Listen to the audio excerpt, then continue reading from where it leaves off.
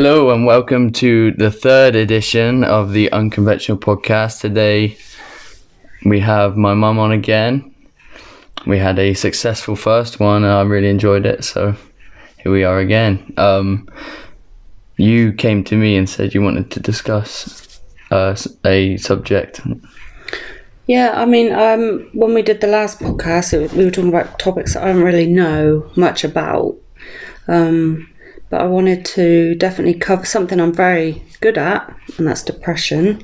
But I think it's important to cover it from my perspective, and also because I'm very open about it. So if you're my Facebook friend or my real life family or friend, I think everyone seems to know, because I'm not shy about it, but it would be nice to explain a bit more in depth, because people just assume people with depression have shit lives, and it doesn't always. That's completely irrelevant for people with my depression. So that's what I wanted to cover. I think a lot of people misunderstand that there's a lot of different, depression has its spectrum, doesn't it? You don't have. It's not, they've got depression, so they're the same as that person. Yeah, like people... It's the same with anxiety. I was going to say, people are like, I've got anxiety or I'm super anxious. And so you can have anxiety without having depression. People just think anxiety, depression, down, it's just one bubble. And it really isn't.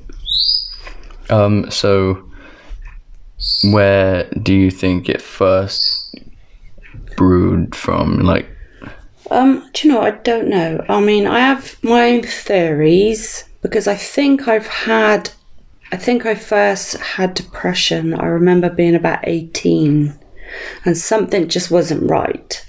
And then as I got older, you just deal with it. You know, when you're 18, you're partying and God knows what.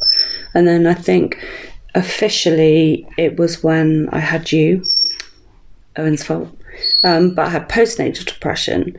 But I one of my theories for me, because my depression is just chemical imbalance in my brain. So you have had lots of tests done? And not tests, but the one thing that everyone asks, even doctors, it was recently a doctor. I sat down and said, look, I'm here to renew my meds. And he said, okay, so tell me what's wrong, what's going on in your life that's making you think you have depression.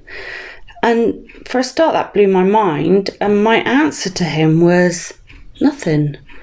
I said, I don't owe any money. I've got a great family. I've got a job. There's nothing in my life. I'm not sad because I'm in debt up to my eyeballs, or I have no job, I have no friends. There's nothing in my life that I can say I'm depressed because of this. And that's why, and that's not just the only doctor. I've had many ask me, and if you ask me now, or anyone else asks me, there's nothing I can say in my life that I can justify depression. So I'm off track. That happens a lot. No, so we were explaining how it's just a chemical imbalance that you have. And one of my theories is I started doing recreational drugs, party drugs. I used to do a lot, and I always wonder if that had an effect on me now. Might have nothing to do with it whatsoever, but I just don't know. Fair enough. So what is your favourite, because me and you, we see eye to eye on most things, but some things we do bat against, and I also a sufferer of anxiety and depression, as you know. I don't believe in putting any synthetic drugs into my body.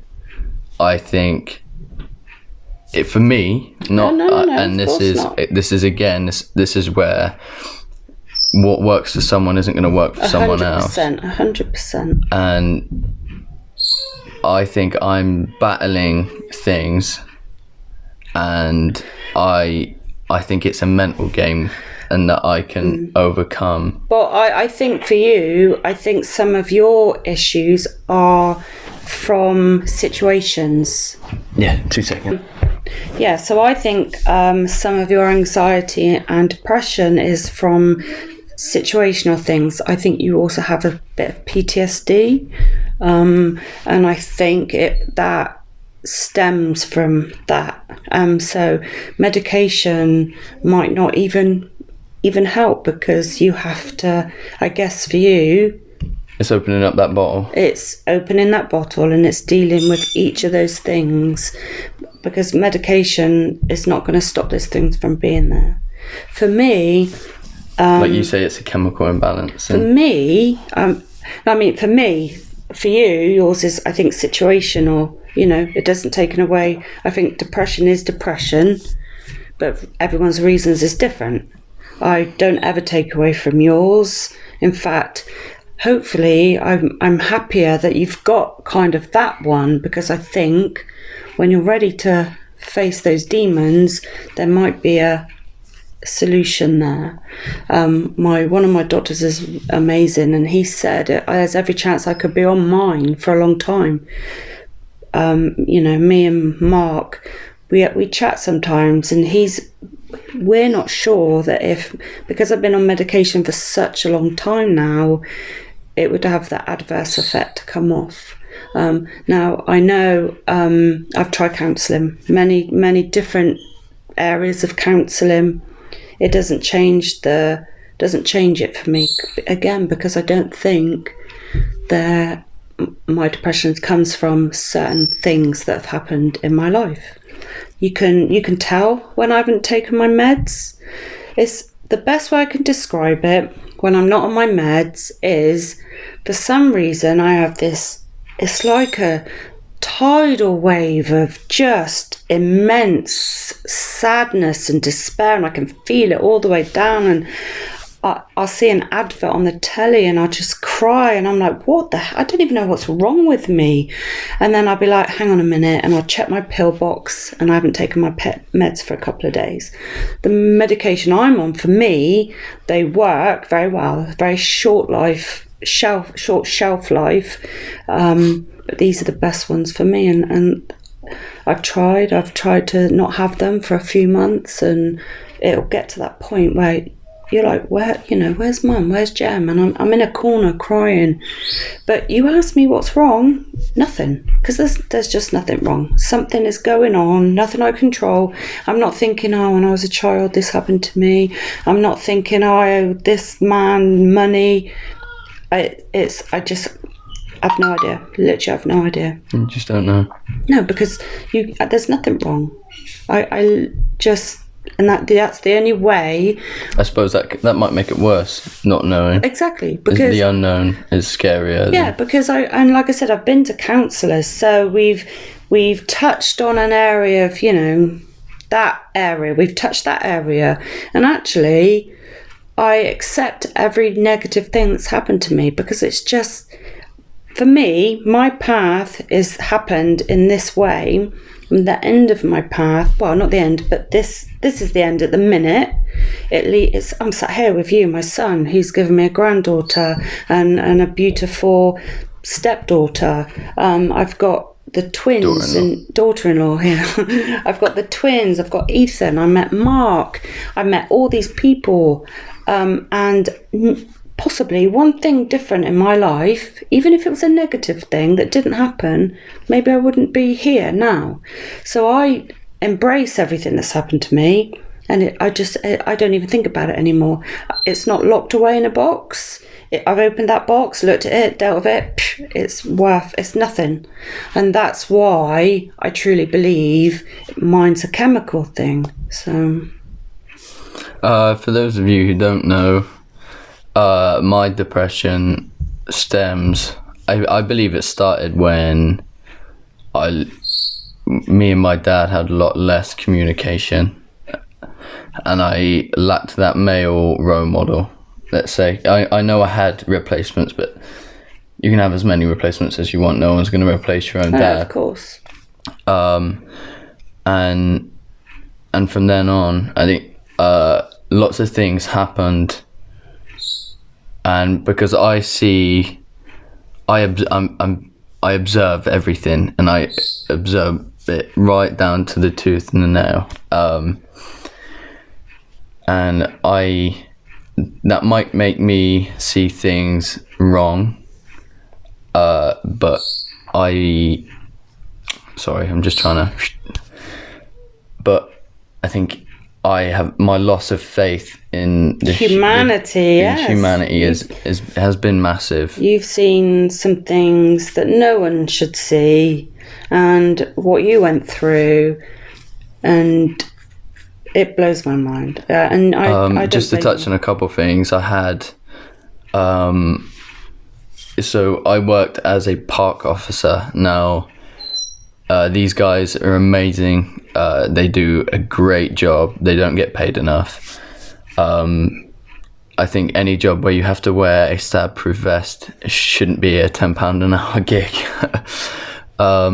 But a lot of people get confused with their job role and mistaken them for the parking, the ticket police and the litter police. They're none of these things. They're there to help. All people see is them moving on the homeless, but really, when I did my year stint, I know it's nothing, but we got 9 homeless people housed, and I myself, and I know the park leader at the time, I was meeting the homeless people at where they slept, and I was taking them to meetings, and I was getting them done and sorted. And that wasn't in my job role. That was just because we are good guys.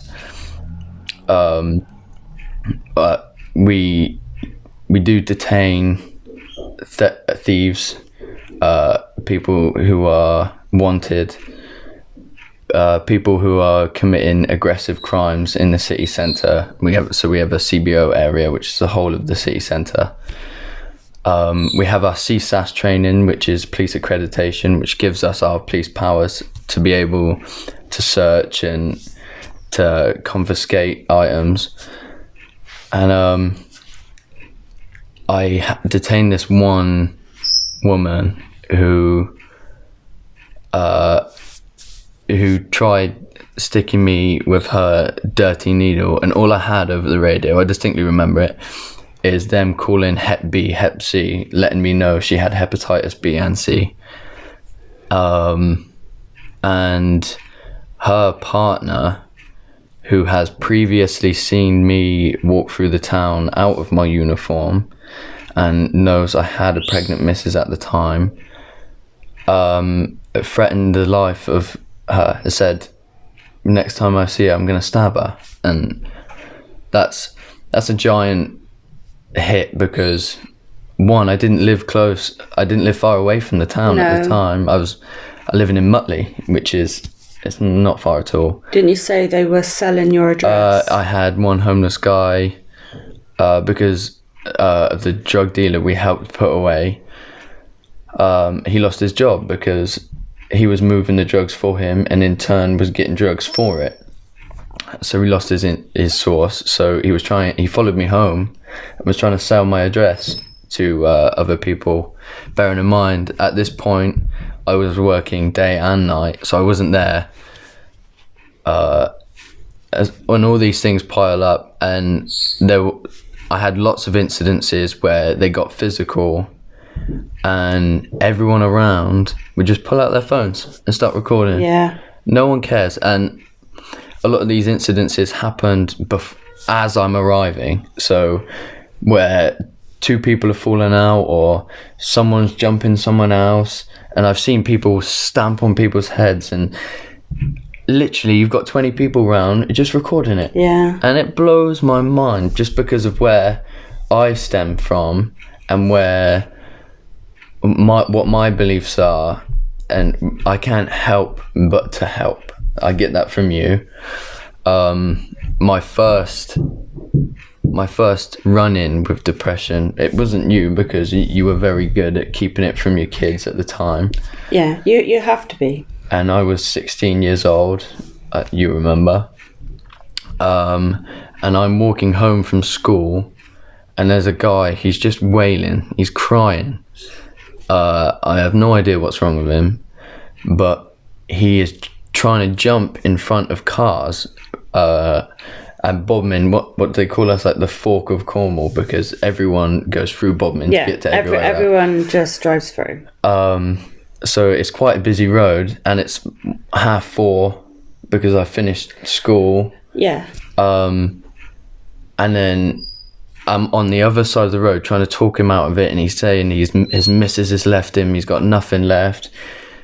And as a car is coming, I see him getting ready to jump because he's trying to hide behind a tree so no one sees him coming, and I'm trying to get across the road, but it's real busy. And then I see him run, so I've ran out and I've grabbed him, and as I've turned, his legs have been hit by the car, and he's hit his head on the concrete, and he's knocked out. He's bleeding from his head.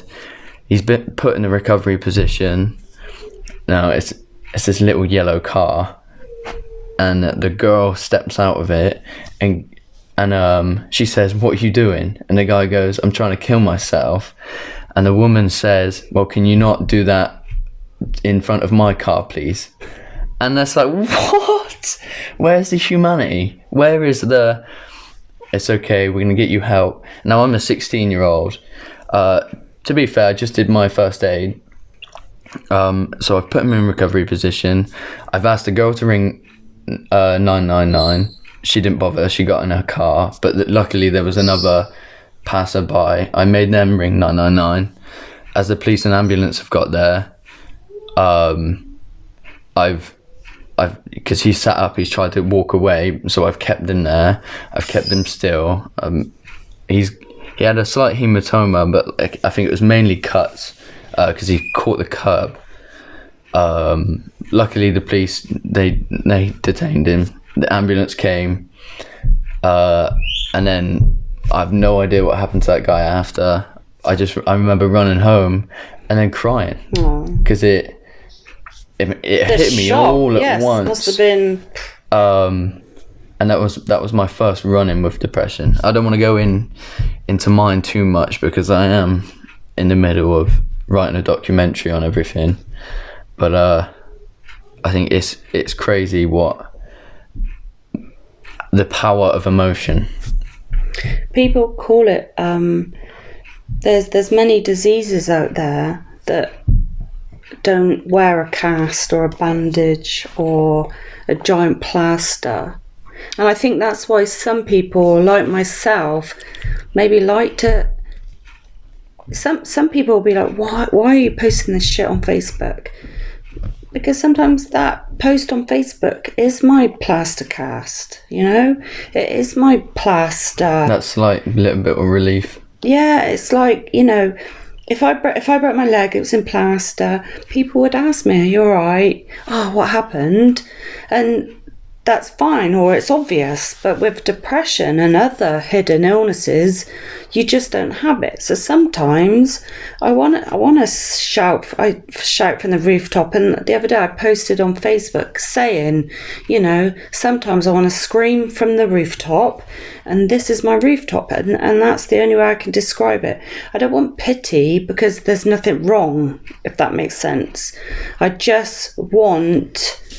I don't even know what I want. I just people to realise. Yeah, I think it's so great people being able to talk about it, because there are a lot of people who are unable to talk about it, and they see it as a weakness. And actually, it's being man enough to talk about it. And I know it's a bit controversial, people saying that, but it shows courage. It shows that I you know, you're not afraid. I know what you mean. Like saying man up now is not the thing, but stepping up or step up. You have to step up. You have to, because own it. Yeah, because this hopefully will help with you and me opening up a bit. Just one person, it'll help someone say, "Do you know what? Fuck it. I've got depression and I'm dealing with it, and or maybe even someone realizing they've got yes, depression, or someone, this might help someone reach out to either of us or to someone else. So, you know, and that's why we do it. I don't do it because I want people to message going, oh, I'm so sorry, are you okay? And as they are lovely, I just sometimes want to say stuff. I could even post on Facebook and turn the comments off, because I don't do it for the comments or the attention. likes. I do it because I just need to let something out, you know? Yeah, no, of course. Yeah. I get that. And I do want you to know that we are both very open people, and if you do want to come to us, I'm more than happy to sit down and have a conversation. And I do want the viewers to understand that I'm not doing this, I'm getting no money for this. If anything, I'm completely out of pocket for doing this. The mic's expensive, the stand's expensive, everything. You know, will I one day like to be making money? Absolutely.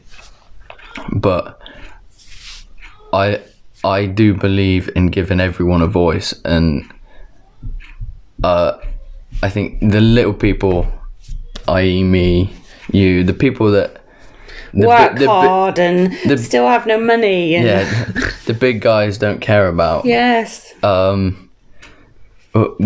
voice is just as important, and I think it deserves to be heard.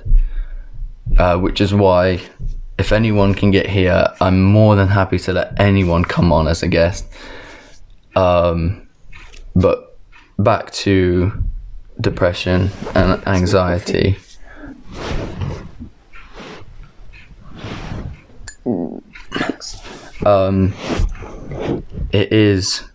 It can be a terrifying thing, but your best bet is to not bury it, because it just gets worse and worse and worse.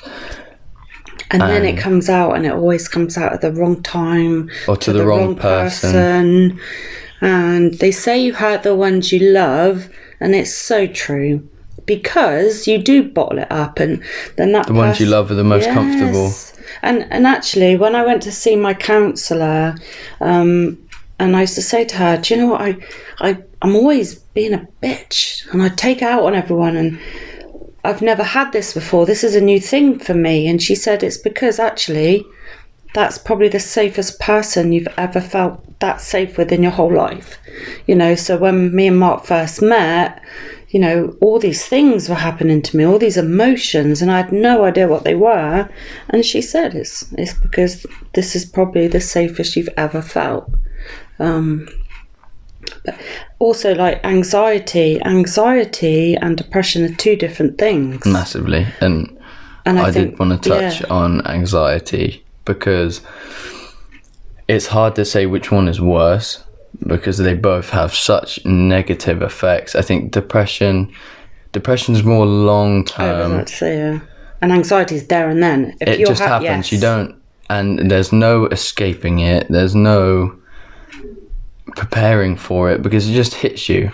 And the best way to describe it is, for those of you who've never had anxiety or depression, when you think there is a step or there isn't a step, yes, and as you step down and you feel it, that little clip of, oh God, yes, now extend that over maybe an hour, 2 hours, and maybe 5-6 times a day. It's not nice. It's like a funny panic attack, where it's not funny at all. No. It's more amplified. And the thing I find with me and my anxiety is, I know what I'm thinking is absolutely nuts. It's crazy. It's 1 in a million, but you can't help but think of more crazy stuff. And my brain just snowballs. But to you, that 1 in a trillion chance is still a 1 in a trillion chance. It could possibly happen. Yeah, it's nuts. Like, embarrassing moment, but I'm going to share something. I battle with myself when I lock the front door at night because I want to leave the key in the door, so if someone has made a copy of my key, can't put it in and twist the lock. But I don't want to leave my key in the lock in case someone puts their hand through and takes the key out, and then I don't have a key Dilemma, and they have one. That's a very good example. And the thing is, I know it's nuts, but I don't want to take that risk now of, if it does happen, I'm then gonna beat myself up because you thought about it and then you did nothing about it. It's mental. Okay, I think I can beat that one. I was living in a flat and I heard a noise, and I can't just lie in the bed. I have to go check it out. I'm the same. Now, imagine this. You get up, you go in the living room, you look literally every single place you think is hideable. You go in the kitchen, you check all the cupboards, you check all the top cupboards, even though it's likely to be impossible. Then you start checking the drawers. You just can't help it. It's just, you think about a drawer and you're like, don't be so absolutely ridiculous, but it doesn't matter. You then need to check all the drawers. It's a bit like OCD. I remember once I thought I heard a noise, and I just did not want to go through this OCD thing of checking everywhere. So I literally got out of bed. You and the twins were in with me, and I moved a super heavy wardrobe and I put it behind my bedroom door so no one could get in, just so I could sleep. And in the morning it was fine because it's daylight. So anyone that's hiding in my house would have left because they only come at night. It was, yeah.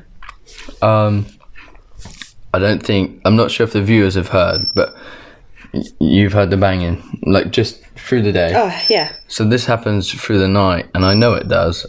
Next door, who we share a wall with, have a dog, and a 3-year-old girl.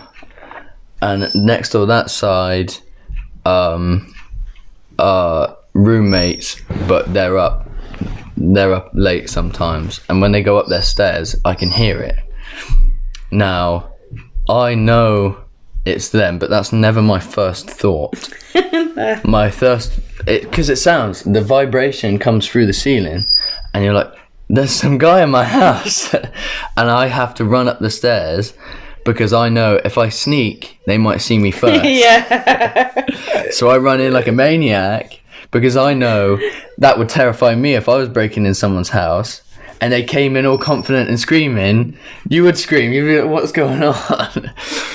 It's like on night patrols. Do you have a torch? So if there's someone sneaking around, you can see them, they can see you. Or do you not have a torch? And then I always get a little bit scared.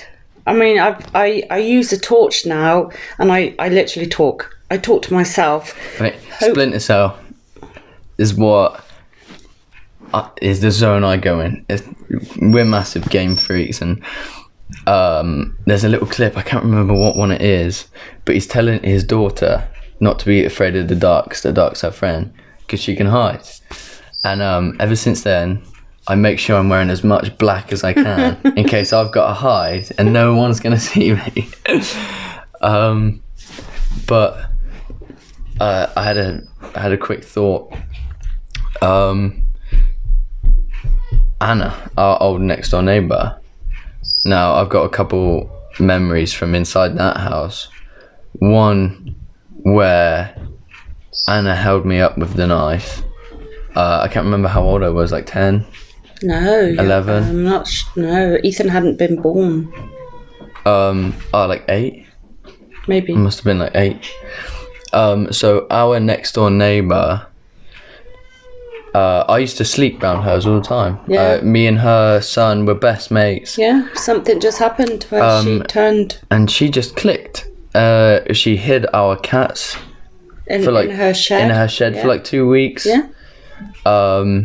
And then she held me up with a knife, saying that if I don't tell the police, my mum threatened me with a knife. I can't remember exactly. I didn't know that. but yeah, that's what she was saying. And then that guy came round, and I remember you blocking the door with your legs, and he had the knife, he put it through the door a couple of times, and then on the way out he punched the bit on the stairs, like I think where the airing cupboard was, it had that wall, and then the police came over, made sure he was gone, and they found the knife. It was a knife with a yellow handle, and like those things are just, we've lived through a lot, I think, and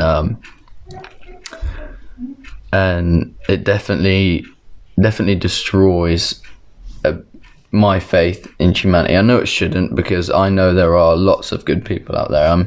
I am fully aware, but all I see is, as the population is growing, there isn't the same percentage of good people. The good people are still shrinking, because you have bad people, mums and dads, who are then bringing up their kids to be disrespectful.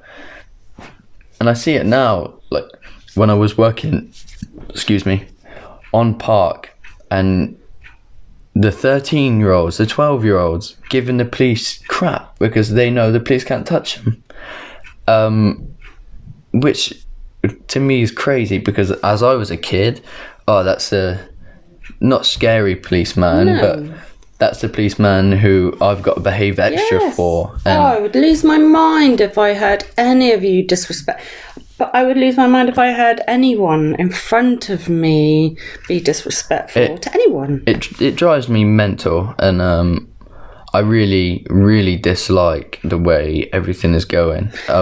We had, I forget what they called themselves. There was a little kid gang in Plymouth. Stemmed from 12 to 16, and they were all on top of the Sports Direct. So it's in the city centre, right by the fountain, and it's JD Sports next to Greg's, and they are above that shop, which is like 3 stories high, chucking glass, and it smashed in, and a little bit of glass went in a woman's pram. Oh no! Now. And they knew that. They saw. No one cared. They didn't care. And where our youth is growing, I'm not looking forward to where it's going to be in 30 years. I think because those kids are going to grow up and not have learned anything. Because respect, if anything, you have more respect when you're a kid, because you don't know. Yeah. You don't know much. You're innocent, so you just assume everyone's okay. And that might be wrong for me to say. It might be a wrong statement to make, but as I see it, like you said, because of your innocence and because you don't have much life experience, I don't think you're able to judge the right person from the wrong 100%. Person. Look, how many times have I said to you, like, Owen, you don't have to like him. You don't have to like that person, but you will speak to them with respect. And I'm the same. I'm the same with the others, because it's when I was a single mum for quite a while, and I would take you guys out to the cafe, and every single time I went out, you guys I would always get compliments on all of your behaviour all the time, and I loved it, because you guys were good and happy, not sat there scared. You were just, and they always said about your manners, and I loved that. I get compliments all the time still, and I'm very happy, and I get compliments because of you. Everyone that knows you and knows me, or might not know me but meet me, they always say you've brought up a really good boy there. And like I said, I know there's lots of good people, but like I said, the percentages are still. I mean, I do think it's maybe the job that we're in that we tend to. 100%. We do tend to see more of the negative side of people. That's not saying they are a bad person. No. But I do meet a lot of, and I did meet a lot of sober people acting the part, and they might just be acting. Yeah. But I think, but there's only so many excuses you can make for all these assholes. That's what I was just about to say. If you can easily act like an asshole, you can.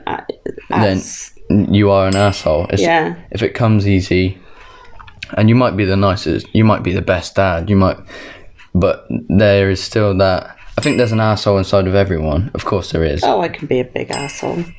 But it's timing. It's when and where to use it. It's because I can be a funny asshole, or I can be a nasty asshole, but it's the timing and when to let that out. Because sometimes on the doors, especially when you're like ejecting, especially when you look like this.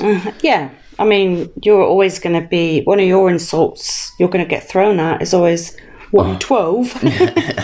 I mean, it's mental. Come on, please change it. Please think of a new insult.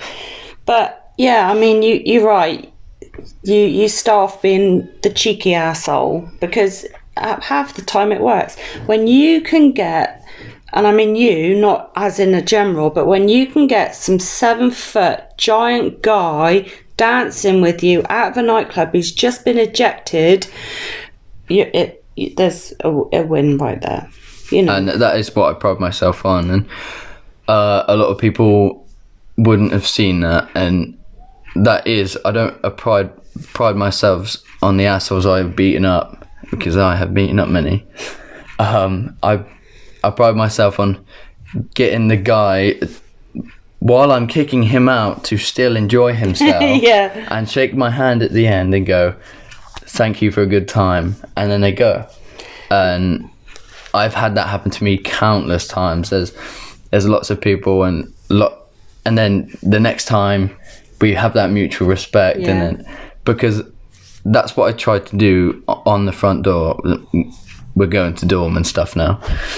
Is I make that connection. You've got to make that connection first, whether you've come down to an emotional level, as in, like they might be a bit more mature. So you always show them respect, and I do. But if I've got a group of 6 18-year-olds, I'll pick one of their IDs and go, that's fake. And then they're like, what? And I go, I'm only joking. And they all go like, you're funny. And then it brings the mood down. And it brings the tension down, because men are worse for it. And there are really good studies. I can't remember for the life of me what one it is called. But this woman looks into the effects of testosterone. And Joe Rogan puts it great as well. It says, you have this inner monkey, this primitive ape inside of you, and that's where your testosterone is at its highest. That ape comes out in fights, in just when you're meeting someone and shaking their hand, you immediately, your head goes, is he bigger than me? Am I bigger than him? Can I kick his ass? But that's not just me saying this. I've spoken to lots of men, and they all go, well, yeah, of course. It's natural, I think. It's like I said, it's that primate inside of you from that probably will never leave us, and it's that initial, this guy could kick me out. I could have to kick him out, so we're going to size each other up, But that I do that to bring that fence down. That you've got some humor. You know. Because there is a big thing about door staff and how they're all grumpy, roid head. Oh, it drives me crazy. Idiots. And I like to break down that barrier. Well, one, they break down that barrier because they take one look at me and go, you're a midget. Yeah. That's all I get asked is, I get two things. Someone comes up to me and goes, "You must be a fucking ninja." Because you're that size and you've been working and you're working the door. Or they go, "What are you gonna do?" And I immediately, you have those are your two types of people. I think I know there's many more, but when you In your experience, when you shake it down, I and men or women, they both yes. have that. I've had lots and lots of mature women say to me, "What are you gonna do?" And it's like, well, you can't judge. And I have learned. But my mum works it too. And I have learned not to judge a book by its cover, but from other people judging me. Yes. And I think that is very important. Have I made some misjudgments before? Very rarely, because I'm the type of guy, I'm the type of stereotype, well, people stereotype me as a bit, I think I've got a bit of stereotype from like, I'm the tattooed up guy, but I'm the small guy. I'm the MMA fighter. I have so many different hats. And I'm the door staff. I'm the nice guy who looks 12 but who's got a kid. So it's very hard for me to judge someone when I can be judged so easily. I have made a couple mistakes and missed calls, but usually I'm on target. Because it's that first 10 seconds of when I let someone in. And that's it. That tells you everything you need to know. And also, sometimes we have less than that to make a call. But it's the way you deal with those mistakes as well. I mean, and I think, like you say, you can eject people and they'll turn around and thank you. Or actually, what I get, because of where I'm positioned, I get a lot of sorries. "I'm sorry." And then, what'd you keep me out? I'm sorry. What'd you keep me out for? "Oh, do you know, I'm really sorry." And then we have friends come up, say, "I'm really sorry about my friend." But that's on a good night, I mean, I think I have that mum in me where I can actually... Mother. Yeah, and I do. That's when I work at the nightclub, and that's what I do. They can have left with the biggest, like, if they've had to be walked out physically, they'll come back, and by the end of it, they're asking me how to get a job doing what we do. It really is the way you handle it. And again, I don't want people thinking this is just men, because I've met many women with massive egos. Like, egos through the roof, to the point where I'll give you one example. So I'm in Sailors, I'm on the front door, I've got a queue of about 20 uni students who are down visiting, doing a surf competition, and I've got 3 locals, two brothers and a mum. Yeah, I remember. One brother has given me his ID. I've read it. Okay, cool. "Can I have your ID?" He's gone, "Well, no, but we're twins." And I'm gone, No, that's not how it works. You need your individual IDs, because not just for I can believe you all I want, but if licensing come in, that's it, and just pick you out and go, "Can I see your ID?" and you haven't got any, they lose their license, I lose my job.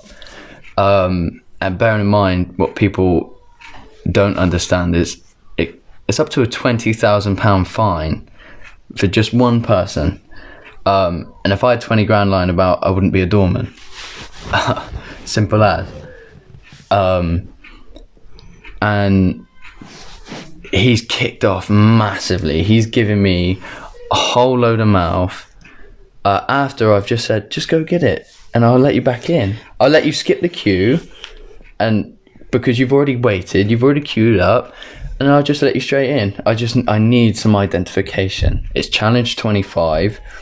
As you say, you are twins. I know you're both 23. And his mum has piped up, has got in my face, and I've just tried it, and then she's gone, okay, I'm sorry, and they've left. Okay, I've heard enough from them. I don't need to see them anymore. 2 minutes later, literally 2 minutes later, the brother's come back with his own ID. So his house is 2 minutes away. And he's given me the ID, and I've gone, well, I'm not going to let you in now. It's like, your brother and your mum were all threatening me. And all I was doing my job. And I was being polite whilst doing it. And I know for a fact I was being polite because I know it's not a reason, but I had the big Stonegate boss right behind me. So I'm not going to be rude. No. Not that I'm ever rude. But I don't think you made clear how much shit they were giving you. Oh, they were threatening me to make me get fired. They were... you didn't just say, they were getting in my face, and they were being very, very aggressive. So they've gone away, they've come back. I've gone, well, I'm not letting you in, mate. Just go somewhere else. I said, I just don't like when a bit of confrontation or something that you disagree with has come your way, how you have reacted. So in my head, that's if I have to later on kick him out, if a member of staff has to say no, how is he going to react in that situation? And that's your responsibility now. You have no one would let them in. I've said no. Now he's got in my face, and I haven't moved, so I'm not the aggressor. I've had my hands up, and so I've just palm on chest, pushed him back, arms reach, and again I haven't moved, so I'm stationary. Now he swung a punch at me. I've stepped back because I've ducked underneath it, and I've stepped back. His mum has come to me, is kicking me in the leg, and his other brother is on my other side, who is also throwing punches. Now I'm lucky I've got good head movement, and I bobbed and weaved, and I was ducking and I was blocking, and they didn't hit my face or my body once. Like I said, the mum was booting the crap out of my leg. I had a bruise on my shin, and I don't bruise very easily. I've come out of fights, boxing, MMA, with no bruises. And that's shin on shin. And I've come up with more. So I've got nothing. I'm covering up. I've pushed the son, and he's tripped out a little bit. And then the mum has gone to throw an absolute haymaker, and I've just pushed her away, but I've caught her throat, and now she is screaming bloody murder. Oh, he's punched me in the throat. He's punched me in the throat. And now the brothers are... Bearing in mind, my radio, they've pulled it off, so the only way of communicating is on my back. Now I have to unplug the radio and get the radio to my face, and as I've done so, whilst blocking and bobbing and weaving, the radio's now been knocked out of my hand. I'm not having a very good day. So we're now outside. My radio is all the way back inside. I've pushed the mum, and then uni students are very scary because a lot of our youth has a very weird way of looking at stuff, and in my opinion, because it's 50-50. Are they going to see it as a good thing or a bad thing? I have seen it. I've seen things where clearly the woman is in the absolute wrong, but because the man has pushed her away, oh, how dare he, and then boom, he's jumped on by 20 people screaming in his face. I'm like, here we go. And there were 3 girls at the front, and they've gone, what, you were just kicking him, like, how dare you? And I was like, thank God for that. And I did make a joke as they were walking away, because they were all yelling. I said, you had 3 of you hitting me, and look, I've got nothing. Obviously my leg was hurting, but and then the mum was screaming bloody murder and threatened to get the police down. I went, get the police down. I have a body cam. I have everything you have said. Not only that, but I have footage over there, and there's a camera over there. And they just went, whoop. Okay, we'll leave. I went, no, please call the police. and they just walked away. And I was reminded of that story because the twins came back last weekend, and it was closing time. Like, it was 1:30, because one of the twins went away to uni. That's why they were out. Oh, okay. But the other twin lives in Newquay. I've seen him lots. I've let him in. I've shook his hand. You know, the first time after I saw him, he was real nervous, and I was like, "Mate, bygones be bygones. It happened. As long as you learn to not disrespect me, I'm not going to disrespect you." And he said, "No, to be fair, I saw where you were coming from, but when I saw my mum getting into a fight, I jumped in." And I was like, "I understand that, but you need to understand, your mum was completely in the wrong. I did nothing wrong. I didn't approach it." And he went, "Yeah, I'm sorry." And I was like, again, don't be sorry. It's done. Just don't do it again. Simple as. And he's been in a lot since. And when his brother was there last weekend, he didn't say a word to me. He was clearly stuck between a rock and a hard place. So I just left him to it. But it's a funny job we have. I think it's very underestimated by most and overestimated by. Oh gosh, how many overdoses have we helped? I've done 2 personally. Where I've had a 16-year-old girl collapse because she purposely OD'd. You know, people don't. Bear in mind, so this was an under 18s event. Oh yeah. People don't hear about that kind of stuff. They just hear about all the bad stuff. You know, you've got a girl. What lives? Yeah, no, I have saved a few lives on the doors. And again, it never, like you say, it never gets congratulated. No. Me and my mate Dan, we had a big thing happen. I remember it like it was yesterday, because it was such a big thing that happened. Partly because I don't believe there was enough door staff on. I don't believe you can ever get enough door staff, but for the time it was, and again, this isn't up to the security companies, which I think is absolute crap. I understand that security companies are going to push it more because they want more money. However, Venues, when you look at it at a safety point of view, these managers who get to decide the amount of door staff they have want to save as much money as they can. It's their job to save money, but not only that, these guys aren't security professionals. These aren't guys who have been in the field. They don't see what we see. And also what could like, probably a door person there, but they might not see that. And what people don't understand is, if one group of 12 come in, and that's all you have in the pub, just that one group of 12, if you have 4 door staff on, you're still outnumbered, and it's very easy for them to get the jump on you. Yeah. And I picked those numbers because it was a Wednesday night in Pop World. I understand it's not very busy, but we had a Navy ship in. I watched the footage and it's crazy. This one guy, he's out with 2 other mates that he's drinking, and he accidentally walks back and hits a Navy guy with his back. They are back to back. The Navy guy spills a little bit of his beer, and you see him, he's going, I'm sorry. And as he turns back round, the Navy guy just hits him. And then he's hit the deck, and the 11 other Navy guys he were with just start kicking him. Fuck. And he came in 6-7 weeks later, but didn't come in. He was coming by.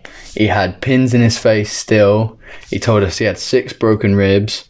On the night, I remember seeing, because his lip, I remember you saying, his lip was hanging over his chin, his eyebrow was hanging over his eye, and again, there was 4 door staff on, 1 on the front door, me and Dan, and 1 in the smoking area. So me and Dan are in. The guy on the front, he can't leave the front Because as soon as we kick them out, they're going to run straight back in and come back in. So he has to stay there to stop them from entering the building. That's always the one position that cannot leave. And if he leaves, you've got the 16-year-old who's going to come in. Yeah. You've got the crackhead who's going to come in. You've got the guy who could possibly have a knife come in. So he has to stay there. The door staff in the smoking area, I'm not going to talk about him. He's an asshole. Name him. No, don't. But he basically saw what was happening. He saw the big fight, me and Dan in the middle of it, and he went back out in the smoking area. But me and Dan are kicking these guys out. 8 of them lost their jobs that night. Oh, wow. Good. Good on the Navy. Well, it was the MPs. Good on the MPs. Hashtag. 8 of them lost their jobs that night. 4 of them ran away, got away. I think maybe 1 or 2 were later ID'd because of CCTV. And this guy who picked himself off the floor, I was like, mate, stay there, stay. The ambulance came, collected him, and nothing. You don't hear anything from that. Again, the guy came in, thanked us for saving his life, and we've been friendly ever since. I don't see him anymore because I don't live in Plymouth, but he's always been a good lad. I bought him a beer. But you don't hear anything. Not that I do it for praise. No. Not at all. It's my job. We're basically saying you can have a situation like that one day, and then the next day a slightly different situation. Someone sees 50% of the situation. But all of a sudden someone's just managed to video the bit where you're doing something to that person, and it could have even been that night. It could have even been that night where somebody videoed you throwing a guy out. A Navy guy. That would have been all over Facebook, but no one would have known. Well, you had that happen to you. You got jumped by 3 guys, and one of them posted a picture of their face and put autistic in big letters on Facebook, and all the shit that was underneath it, and that was it. Everyone believes what they read. It had like 3,000 shares. It was awful. It was horrible, and they were naming comments. You, and I'm like, I wanted to say something, but I knew there was no point. And the thing is, I saw the guy, like a month after, whilst I was on park, in the middle of Drake Circus, and he's there making gun signs to his head, slitting his throat, and it's like, what's the point? Why are you and I've already touched on this, I think. I can't remember. But because it was such a big deal, it was made such a big deal by social media. I had the licensing, the police, everyone come into the CCTV room where you could see it clear as day, HD, you could see everyone's faces, you could pick a freckle off of someone's face. These cameras are that amazing.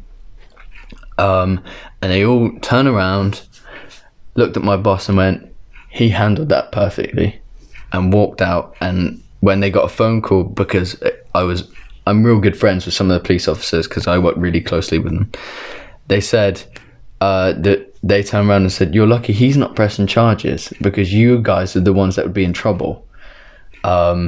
Because I was just literally stood on the door, and then they sprint round the corner because I didn't let one of them in because he was wearing tracksuit bottoms, which is the rule. And they just jumped on me. It was crazy. And yet people don't realise the SIA licensing, they're really strict. They're not going to take any. You can lose your badge. You could be I've seen someone where they have, and when someone's actually fearing for their life, and he's got the guy in a rear naked, and the guy's mate is kicking him, and because this guy punched him, dropped him, and the guy's gone on top, and he's managed to wrangle into and take his back, and the SIA took his badge off him because he had a neck hold. Now, I don't think people realise that the SIA are so on top of it because of all the bad press they get. So if you were in any slight wrong, it would have gone. I wouldn't be. So the fact that there's nothing here.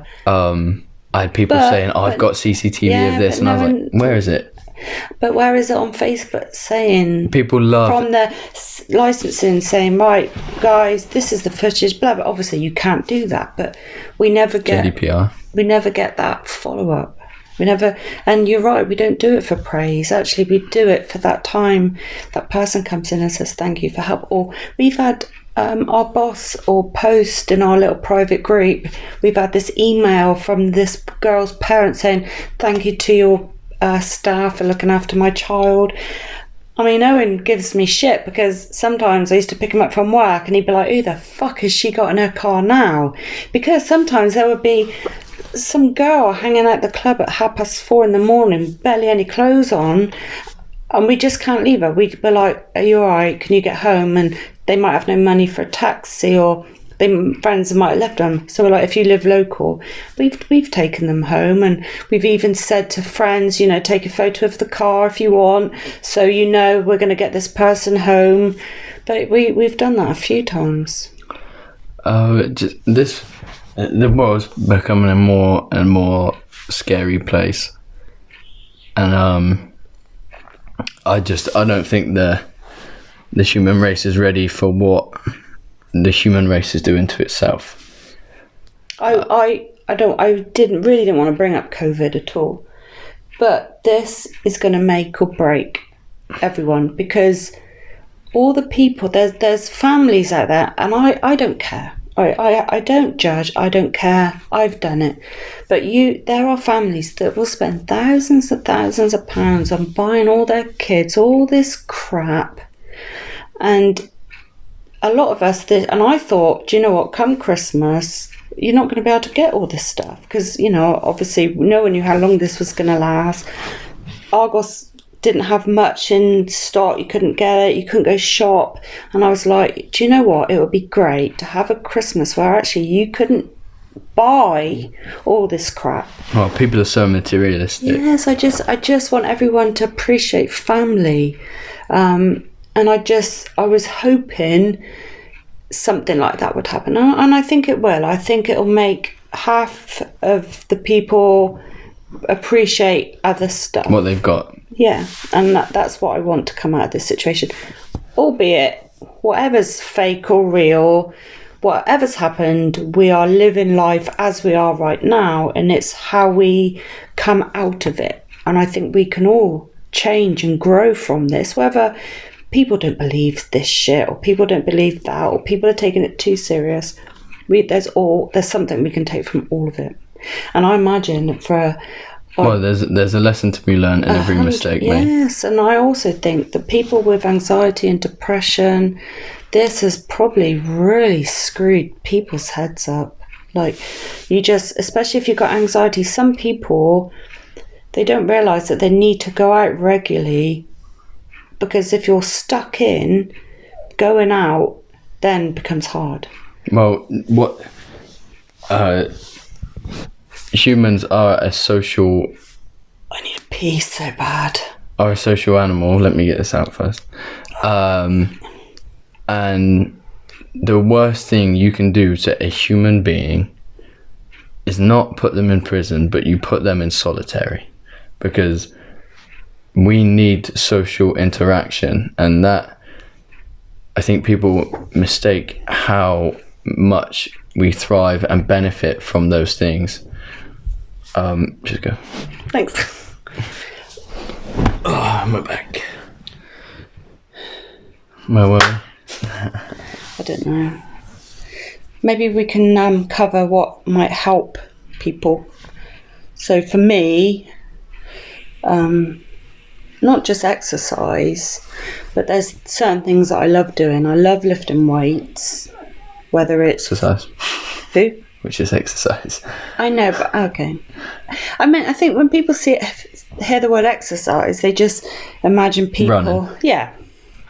You know, maybe I mean sports, I don't know. But for me, my love is jiu-jitsu. And I think jiu-jitsu works for me as weights do, is because while you're doing it, you can't not think of anything else. You're in that moment. I'll be at home. I'm looking at the mic like I'm talking to the mic. The camera's up there. But I'll be at home and I'll be watching TV. And while I'm watching a film or a series that I absolutely love, I need to be playing Scrabble or a puzzle because it's just not enough. Not enough. Yeah, it's not enough. And I think with jiu-jitsu and weightlifting, they're the two things that I'll do, and I'm not thinking of anything else. You can't, yeah. And I think for me, that's my Filling up that headspace. Yes, because I always say my medication, as good as it is never quite enough. I can jump to the next level, but my medication makes my nightmares quite vivid. If the next level, my nightmares become like night terrors, I think it just heightens what's already there because I'm a dreamer. So I can't, even though I might need the next level, I can't because I scream or I hear people will be banging on my front door and it'll wake me up and I'll say, Mark, there's somebody at the door. And there's no one there. It's just what happens. So I always say jiu-jitsu or weights is my top up to my medication. And it is. And without those two things, like I said, I can watch some good series, and I do get involved in my series to the point where I forget they're not real people. But it's never enough. When I fall asleep, I have to fall asleep with the TV on. I can watch a whole episode or two with my eyes shut because I'll listen to series that I've watched before. So I don't need to watch it because I know what everyone looks like. I have started listening to sleep stories now. I'm gonna start listening to John Danaher's videos because his voice is so calming. I think it would easily not send me to sleep as in a rude way, but it's just such, no matter what he talks about. It's like David Attenborough. I could probably fall asleep listening to him. I can't get through a documentary with David Attenborough without falling asleep. His voice just is like, boom, go on. Yeah. So, and if you're having a panic attacks are awful. I don't really know how to get out of them. So I don't believe in the hocus pocus hippie crap. But I tell you what. No hippies were offended in that comment. I don't care. But I've been trying to do lots of mindfulness training, training your mind how to breathe. Hocus pocus. But honestly, it helps so much, but it's so hard to remember to do it when it counts. Do you do that if you're having a panic attack, or do you try and do that regularly anyway? No. So I do it as one begins. Okay. Just counting to 10 and breathing in through my mouth, in through my nose, out through my mouth, and just 1, 2, and it doesn't stop it, but I think it brings the power of it down to like 50%, where I'm maybe a bit more manageable. I'm still having a bit of an anxiety attack, but it might not feel like your chest is gonna go where you're sweating and you're like, oh, I can't do it, I need to. Have you ever my worst one for me personally, you were a baby and I was sat in the doctor's surgery and I could feel one coming on, and it was getting worse because you were a baby and I'm holding you and everything went black as well, and I was like, I don't know what to do. Shall I just ask that lady if she'll take you in case I die? Because that's it, isn't it? They always say with a panic attack sometimes you think you're going to die because you believe your heart is beating so fast it's going to jump out your chest, but actually sometimes your heartbeat doesn't even speed up. It's the same. It's just how you feel. They say ride it out. Don't But for me, I have to speak to someone. I just have to do something that's distracting. Take your mind off of it. Yeah. My brother, 100%. oh my God, we're like a family of bloody Idiots. mess. My brother, he suffers. Maybe it's my parents' fault. But he'll put his hand on his chest and listen and feel his heartbeat, because, again, even though it feels like your heart's racing, it rarely ever is. It's just what it feels like. definitely goes up.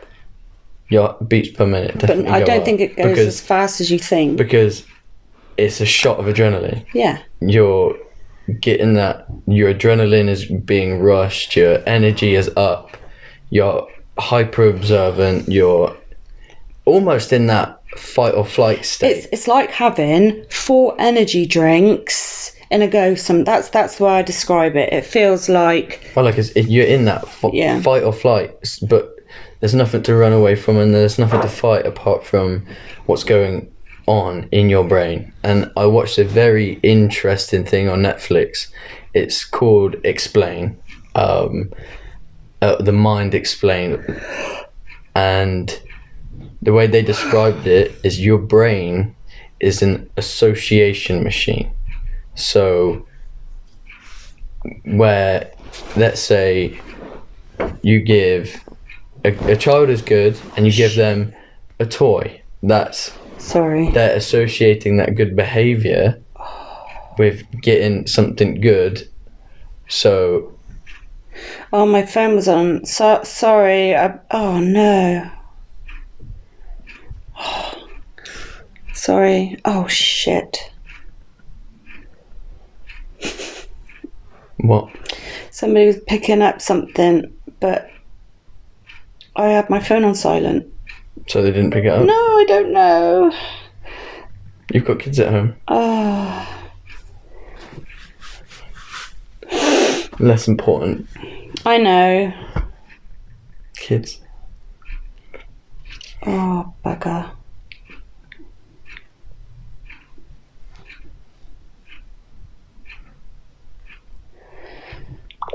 Oh, God.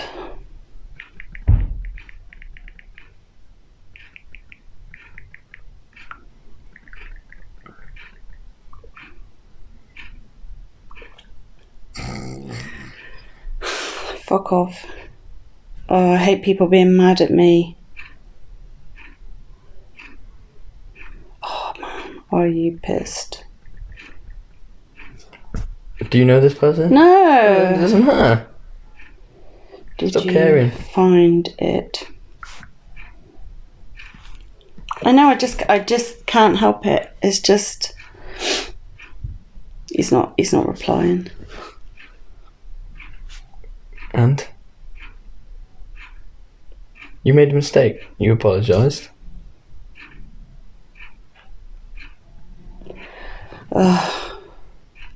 You owned up to it and you apologised, so... Okay. I'm waiting for him to reply. He's probably not replying. Just leave it now. No. Leave it, Son because of. you'll make it worse. Oh, thank God. Stop! Alright, sorry. Leave the poor bugger alone. He's like, no, you already found it. Oh, okay. Amazing. So your Will brain, you cut that out? Your brain is an association machine. So it associates an action with an emotion, or the other way around, an emotion with an action.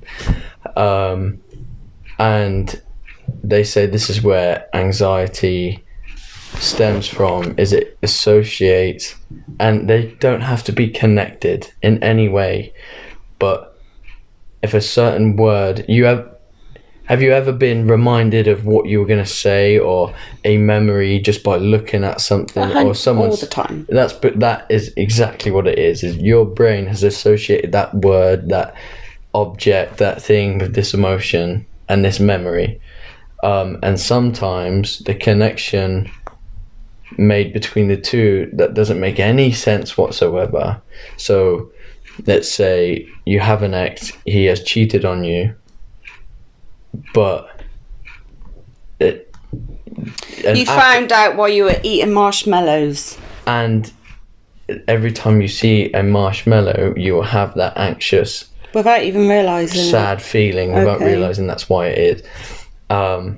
And it comes up with ways to help break that association, which is it's hard. It feels impossible, but it's to try.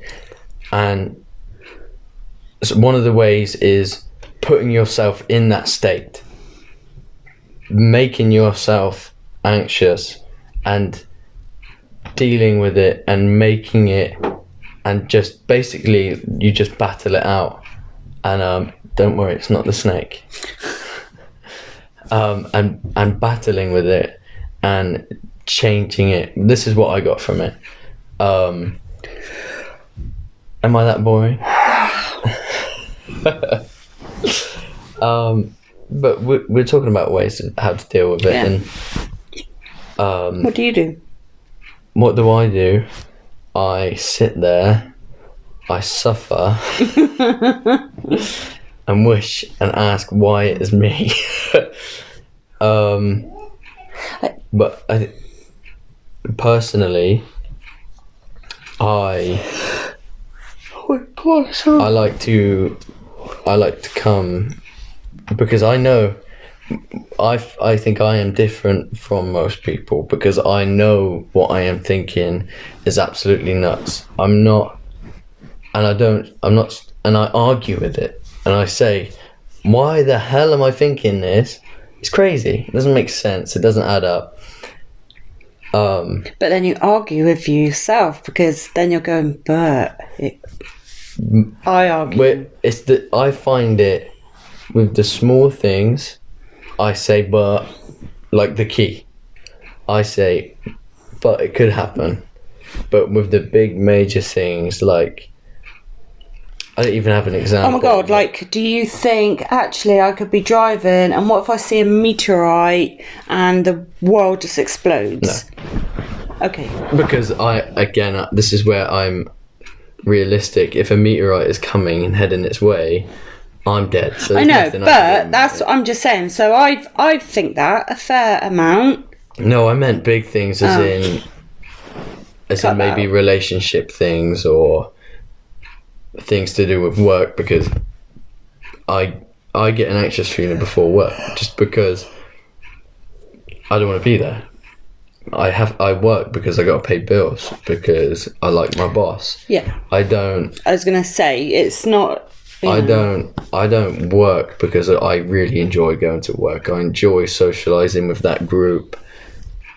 The team makes a difference. Getting on with your team's a massive deal, but I'd rather be doing stuff with my family. No, of course. And missing that time gives me anxiety. I'm so sorry. Missing those moments, I worry about missing really important ones, because even though I shove my work in a few days, doing so, I end up working 24 hours within a 2-day period, which is a long time to be away. Yeah. But again, I think, and hopefully one day, you'll be able to open one of those boxes and deal with it. And I think eventually it's out of your control, but eventually you'll be able to accept that, well, I'm going to be at work anyway, so I'll try not to be anxious about what I'm missing, because this is not, it's not going to make any difference to me missing it or not. And that's what I wish for you one day. I wish for you to not have such bad anxiety, because I see what it does. It breaks my heart. Oh, it's definitely not nice. It's something that I personally think I'm good at helping with, but not helping myself with. No, yeah, you give it great advice, Owen, but you are shit listening to it. Especially your own advice. You should video yourself giving this person advice and then watch it and say, this guy's talking to me. because you do. And I guess that's the same with a lot of people. We can help somebody off the bridge, but everything that they're on the bridge for, we couldn't do it to ourselves. Yeah. Because it affects everyone, and I think I'm just going to touch on that. It affects everyone around us. Well, everyone, and I think this is, again, misconstrued. Everyone has anxiety. Everyone has, because everyone gets that feeling, whether it is that feeling of you're missing a step, or that feeling of you're thinking something crazy and you can't help it, and it's going on for a 2-hour period. That little snippet or that massive one, that's still anxiety. Everyone has it. Everyone has that feeling. It's something that we have evolved to have.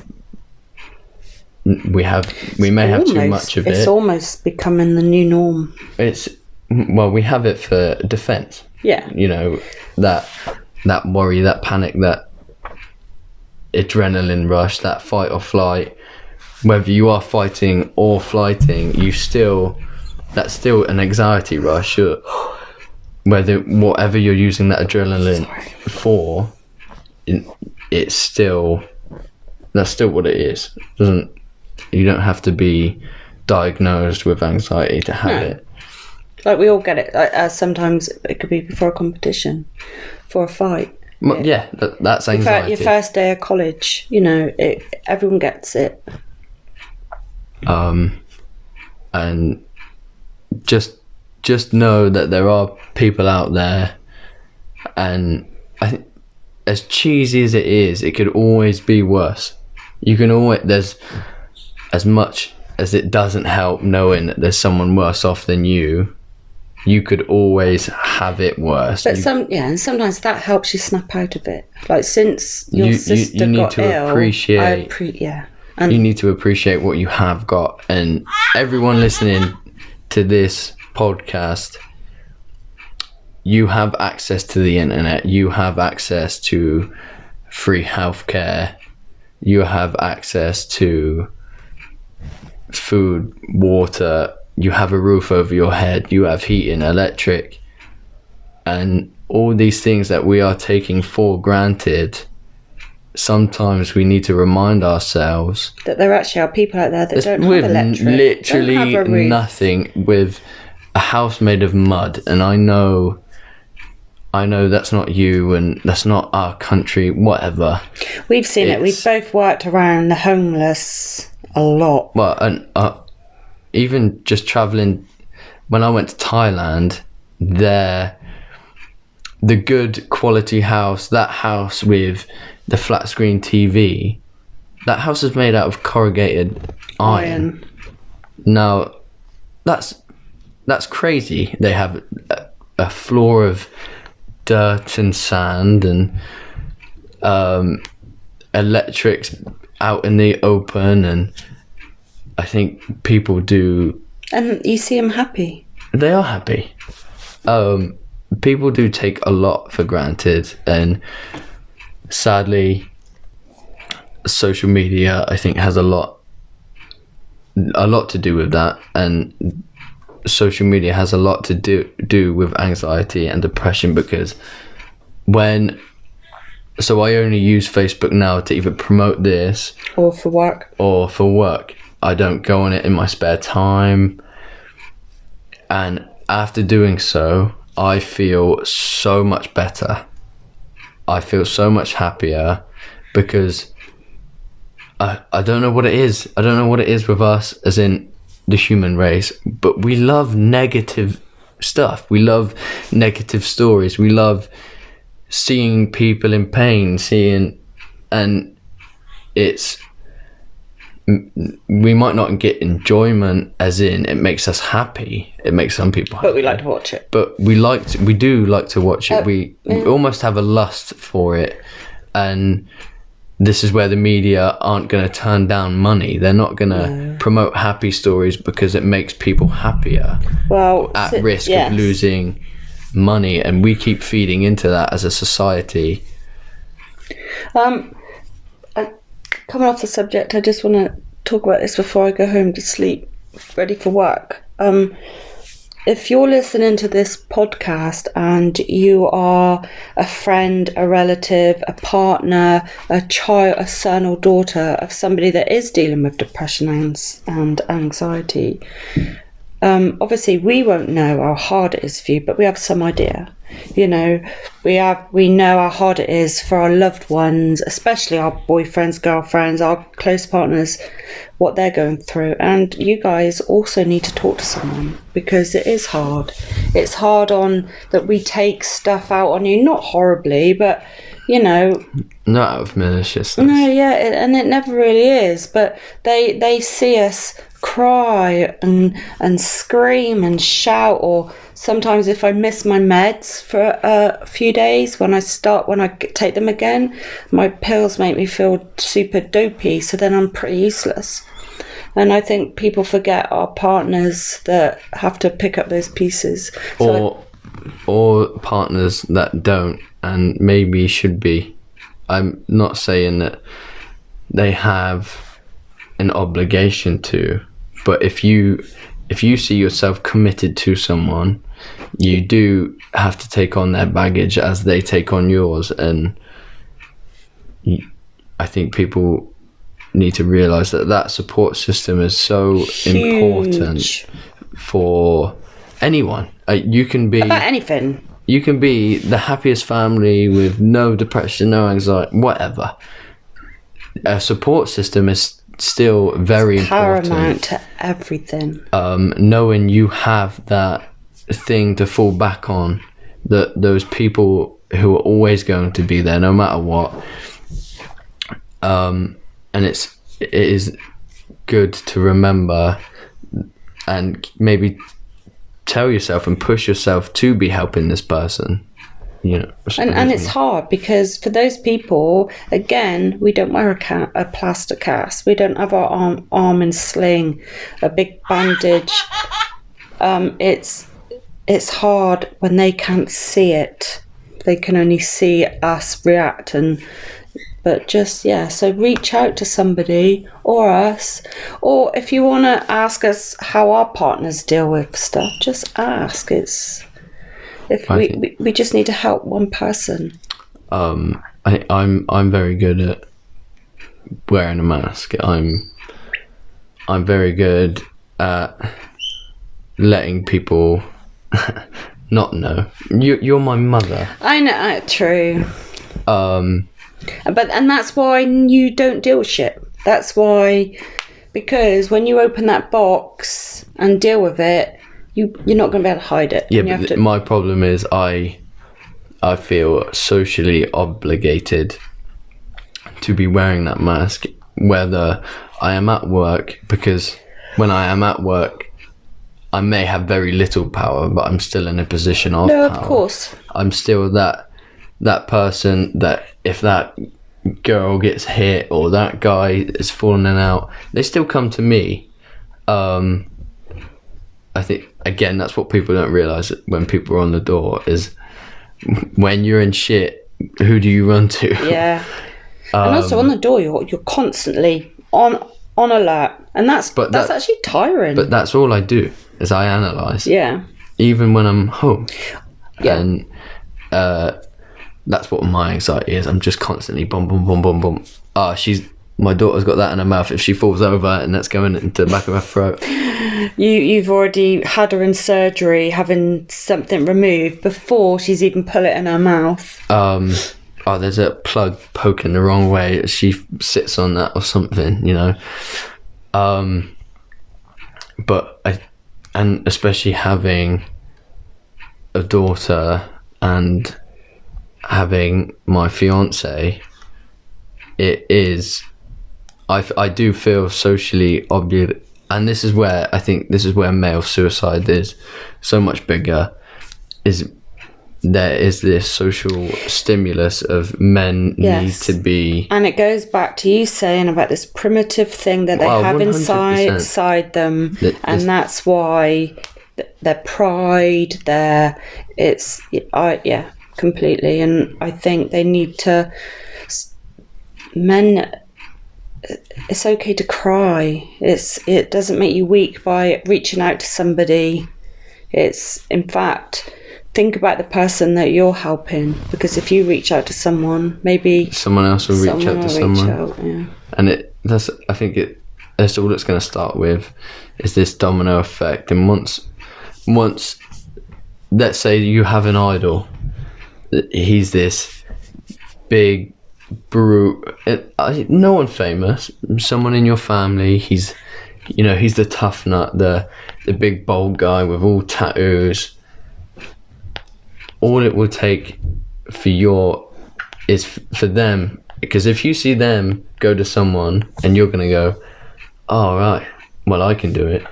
And I'm not saying everyone's big bold tattooed, but your big bold tattooed guy may be your skinny 5-foot dad. Yeah. As in, everyone's got a hero, and if that hero, no matter how big or small, can step up and go and get help or speak to someone or open up, it shows you, well, if that guy can do it, as in guy, girl, whatever, if that person can do it, then I bloody can. And also, it's a good example that you're setting to your children. If you don't have children, it's a good example setting to those around you, I think. 100%. But I think we should chin it off, because I need to go sleep for work. That's fine by me. Thanks for tuning in. Make sure you like, subscribe, and give the video a share. Maybe we could start having like a super secret handshake. No, I'm not doing it. If you know someone who might, this video might help them out, just share the link. It's no trouble. I'm not getting any benefit from it, but someone will. I think we all know someone who may be a bit down, who might need a bit of a booster, or just to know that there are people out there dealing with the same stuff as them. And again, this is a podcast for the people. If you feel like you have a topic that you feel so strongly about, please come in, sit down. I'll do my research and we can have a good conversation. And if you can't get here, write it down and we'll just try and talk about it. I might be able to Skype, or send a message in. We'll do our research and we'll try argue on your behalf. But I'll be right. And but yeah, so please. Thank you. I'm so tired. I gotta go.